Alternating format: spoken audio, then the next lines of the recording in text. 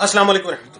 दोस्तों, 15 मार्च को न्यूजीलैंड के शहर क्राइस्ट चर्च की 2 मसाजिद में एक इंतहा पसंद सफेद फाम शख्स ने इंतहाई दरिंदगी और सफाकी के साथ जुमे के वक्त मुसलमानों पर गोलियों की बौछार कर कर उनको शहीद कर दिया। अगर यही मामला किसी इस्लामी रियासत में गैर मुस्लिमों की इबादतगाह पर खुदा न खास्ता किसी मुसलमान के हाथ से होता तो आज पूरा मगरबी मीडिया और मगरबी दुनिया गले फाड़ फाड़ कर ये कह रहे होते कि ये मुसलमान ही दहशतगर्द हैं, ये मुसलमान ही इंतहा पसंद हैं।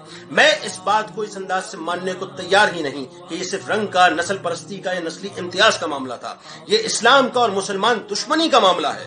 ये इस्लाम का और कुफ्र का मामला है साहब। ये इस्लाम से खौफ व नफरत, मुसलमानों से खौफ व नफरत, मसाजिद से नफरत, दाढ़ी से नफरत, मुसलमानों के लिबास से नफरत, औरतों के नकाब और हिजाब से नफरत, आजान से, नमाज से और कुरान से नफरत का मामला है। मैं मुसलमान हूं अल्हम्दुलिल्लाह, मुझे अपनी शनाख्त पर बहुत फख्र है। मैं रहमतुल्लिल आलमीन का मानने वाला हूं जिन्होंने सिर्फ रहमत का दर्ज दिया है। लेकिन मसला यह है कि आज पूरी दुनिया में मैं मारा जा रहा हूं। फलस्तीन में मेरा खून बहाया जाए, इराक में मुझे मारा जाए, रोहिंग्या में मुझे काटा जाए, कश्मीर और शाम में मेरे जनाजे उठे, उसके बावजूद भी मैं ही इंतहा पसंद हूं, मैं ही दहशतगर्द हूं। ये कहां का इंसाफ है साहब? अगर मैं दहशतगर्द हूं तो फिर मानिए कि आप भी दहशतगर्द हैं।